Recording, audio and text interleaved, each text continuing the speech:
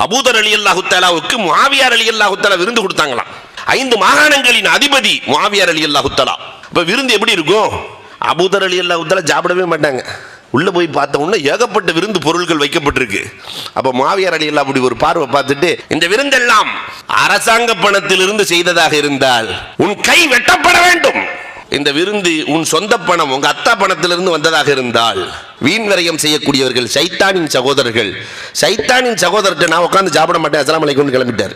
அதற்கு பிறகு முஆவியா ரலியல்லாஹு தஆலா அடிமைகள் என்ன சாப்பிடுவார்களோ அதைத்தான் முஆவியா ரலியல்லாஹு சாப்பிடுவார்கள். வரலாறு பேசுகிறது. ஈமானை அழிக்கிற அபாயம் வீண் விரயம். அதனால நம்ம சமூகத்தில் வீண் விரயம் குறைய வேண்டும். அதெல்லாம் பண்ண அப்துல் காதர் ஹாஜியார் இந்த சமூகத்திற்கு கொடுத்தது எவ்வளவு தெரியுமா? 1500 ஏக்கர். ஆனா இன்னைக்கு அந்த வக்ஃபு கலாச்சாரம் எல்லாம் காணாம போயிடுச்சு. என்ன காரணம்னா எல்லாம் இந்த சமுதாயம் வீண் விரயத்தில் மாட்டிக்கொண்டது.